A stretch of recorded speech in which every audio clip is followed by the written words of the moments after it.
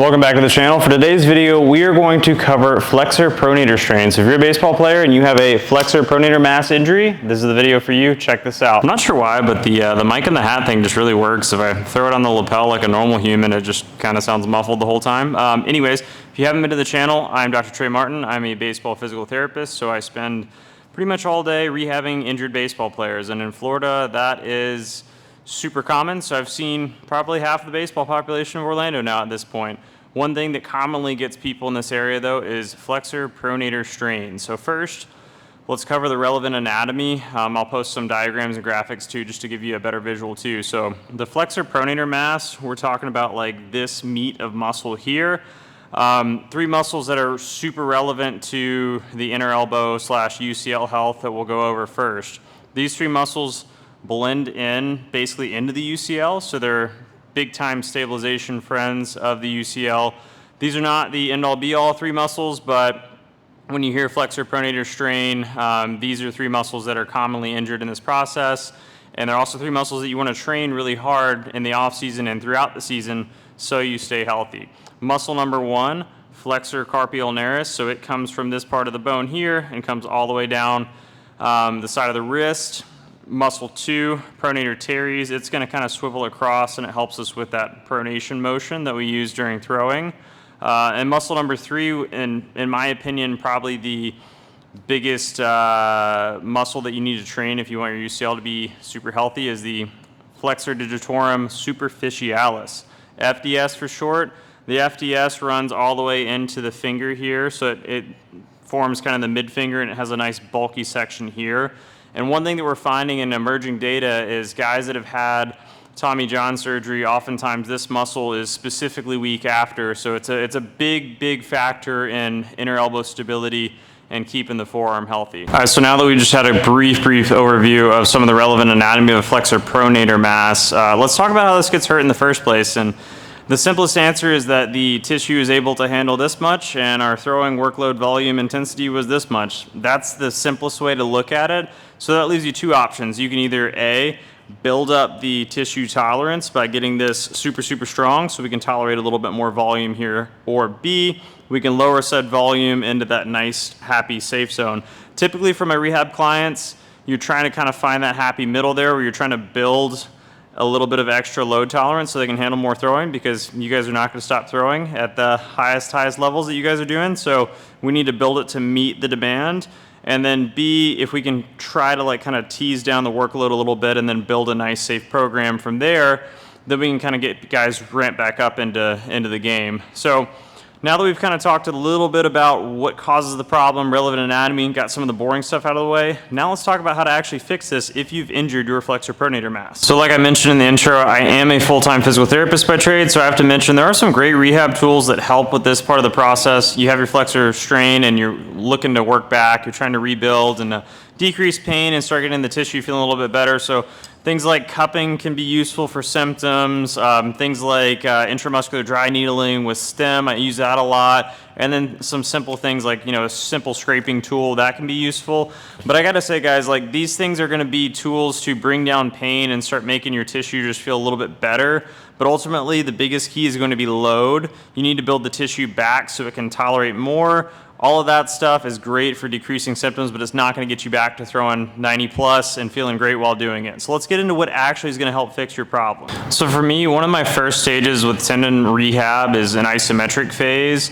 Isos can be great to bring down pain, and also it's a really nice, safe way to a low stress environment to help start building up that muscle and that tendon and start building back up some of that stability and some resistance to load. So I start with some long duration isos, so even just simple stuff where it's like hand off a bench, just holding like wrist flexion here with a dumbbell or a band, or just really anything to load this tissue. That's going to be a great starting point because you're not going to have a flare up of tissue as you're trying to let that tendon heal and that muscle start to kind of repair. These are going to be a great way just to get some load into the tendon and not have to worry too much about flare-ups. So I typically value doing like longer duration holds at first, so like that 45-second to minute range. And for each session, like I'm trying to build up to 5 minutes even. So I'll have people do like say 5 sets of 60 seconds and just you want a loading environment that's stressful and it's hard, but it's not like, you know, they're not holding like 80 pounds here, just struggling for dear life. It should be a comfortable set at first, and then you can start progressing intensity from there. And don't forget, as a part of that ISO process, it is the Flexor pronator mass, not just the Flexor mass. So doing some ISOs holding into pronation too, like this, that's gonna train a different section, and that's gonna be equally valuable. So don't sleep on pronation either as you start to bounce back from this injury. So while I'm hanging here, one thing that I would also mention is this can actually be a good isometric for this tendon too. I mean, you don't have to just only do light dumbbell work. I mean, I can get some really good work in by doing bar hangs and carries with kettlebells and dumbbells. You don't have to just only do super light wrist flexor exercises and light band stuff. Like, you can start challenging it with things like this. So this is going to help you get back to throwing faster because we're building a bigger threshold. All right, so my last point to make for this isometric phase is don't skip out on legs and other upper body. You can still go press. You can still go do deadlifts. You can still go do legs. You might want to watch out for things that are super grip intensive, like a really heavy deadlift, or a really heavy, like say pin lay row or barbell row or dumbbell row, something like that.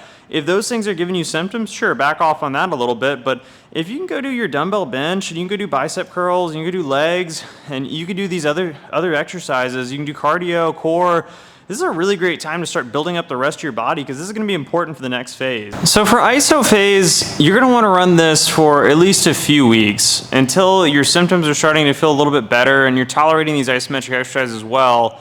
Then you can progress into the next stage, which I like to have people start doing eccentrics. So an eccentric motion is where we're doing, say, something where we're coming heavy up with like two hands, and then we're doing a nice slow eccentric on the way down. We're letting the muscle and the tendon lengthen out along the way. So you can do things like assisted eccentrics here, or you could even just do focused eccentrics where you're not really doing like a true overload, but you're just doing like a 5-6 second tempo on the way down to really get some length through this tendon. And you're just really focusing on biasing the eccentric side of this. There's a lot of different methods you can use here to kind of overload the eccentric portion, whether it's like 2-to-1s, like I just said, having a partner apply some pressure on the way down, and then releasing on the way back up. All these things are fair game. I will say eccentrics you have to watch out for a little bit because as we're putting stress through a lengthening tendon, it's just a lot of stress to deal with. So sometimes you'll see flare-ups in this stage. You need to go a little bit slow into it. It's normal to have a little bit of symptoms with these, but you don't want to be training at 6 out of 10 pain just because I said phase 2 is eccentric. So go light into this, progress to tolerance, incorporate some things like 2-to-1s, partner-assisted eccentrics, and then you're going to be ready for phase 3. So for me, phase 3 becomes more of a reactionary phase. This is kind of my last checkpoint before I start incorporating return to sport type things. And by reactionary, I like doing things like say catch holds. So maybe it's like something like this where you're just doing like catching work like this, hitting underside, just different things like that. So you're going to start incorporating that tendon having to contract quickly, to control force quickly. To me, it's a step up from the eccentric. So it's just kind of that, getting that quick twitch motion back again. So your arm is ready to answer the summons when you start throwing again. So for me, this is phase 3. And at this phase, I'll typically start to decrease some of my eccentric forces as I start to prioritize this. And maybe I switch some of my heavier eccentric sets for things like isometrics again, so we're getting some feel good, getting some blood flow and some post pain reduction from exercise, and then adding in things like this, whether it's like bar hang catches or things like this or more ballistic lifts. Just point being, this phase you want something where it's like muscle contract quickly, start controlling the speed of the motion, so we're getting ready for throwing, swinging, those kind of things next. So after we pass that reactive phase and those things are starting to feel pretty good, then I start having guys start incorporating med balls again, and we're gonna work on 2 hands first, then we're gonna start ramping up speed. So all the basic stuff, overhead slams, shot put, scoop toss. You want things that kind of look similar to baseball, so we're actually like getting some like force through like a throwing motion. Again, I like to start 2 hands, so maybe I start scoops, chest pass, and overhead. And if I'm tolerating that, then from there, next thing is going to be almost had a blooper reel there. I caught it. Single arm plyos after that too, so we're starting to get like some force through the wall, getting some like light throwing motion, some reverse throws. That's going to be the next phase in general. I know I'm being kind of vague and I'm not giving you guys an exact blueprint, but the purpose of this video, I want to just have kind of that 1,000-foot view of staging of what to do. All right, so let's run back through the stages one more time. First, isometric phase with soft tissue work. Remember, find a nice PT like me, dry needling, soft tissue, something like that. Maybe even some BFR if they have that. Iso phase, get this feeling good, get pain down. Once that feels fine, then you want to start progressing into more of an eccentric based phase.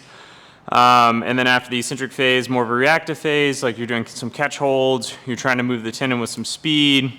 Maybe you're even incorporating some high hang pulls, some body weight rows, just something where it's like you're having to do this motion pretty quickly. Once that feels fine, then we get into our plyometric phase. So we're going to go 2-hand plyos first, then into 1-hand plyos. 2-hand plyos will be chest pass, scoop toss, shot put, overheads. You can look up a bunch of stuff and find some really good easy motions for 2 hands. Once 2 hands feel good, then you start going single arm plyo drills, maybe some wall ball dribbles, some reverse throws, some light, walking, throwing drills, just some things to start kind of getting that tendon ready for throwing. Once all those things feel good and you've kind of passed through each stage of that, then you're going to want to get on a really good return to throw program.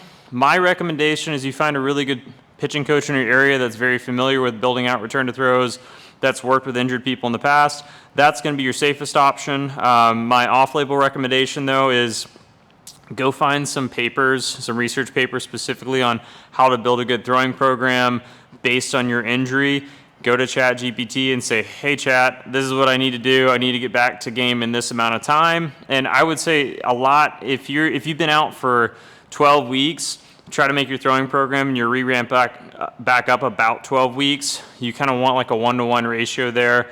Every case is a little bit different, but that would be what I would aim for.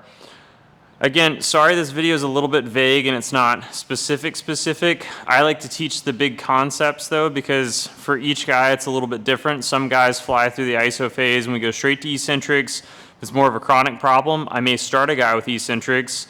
If it's more an acute problem, by that I mean like this is the first time it's happened, being acute, then I might start them a little bit slower. If it's more chronic, we can probably guess they've already had some tendon degradation and tendinopathy type presentations, and those guys are going to need more eccentrics and a little bit higher dose of that. So that's why I'm leaving it vague. Everyone's different. I don't know you. You don't really know me besides this one YouTube video here. But that being said, if you have any questions on this and you just need some more information, you need a helpful point of, hey, go do this, go do that, feel free to shoot a comment here, or you can shoot me an email or contact me on Instagram. Either way, happy to help. Because again, guys, like with these, if you get the staging right and you pass each step and each checkpoint like I suggested, you're going to do great. You'll get back. You'll feel fine. Here's a little bit of a warning, though. If you rush through the stages and you ignore your flexor strain, your UCL will probably blow out. So just going to go and throw that out there. That's one of the bigger precursors is people don't rehab this properly. They ignore it. They ignore the symptoms. And then this is unable to protect your UCL. And then the UCL snaps one day, and then you're going to have a bigger problem on your hands. So take this injury seriously. It's a warning sign that your inner elbow is not very happy. Follow the steps. Get good medical advice. Find a good ortho that knows baseball. Find a good PT that understands what you're going through. Or reach out to me. I'll help guide you from afar. That's a wrap for today. Again, shoot me a comment if you have any questions on this, or shoot me an email. Happy to help. And throw hard. Stay healthy, guys. Thanks for tuning in.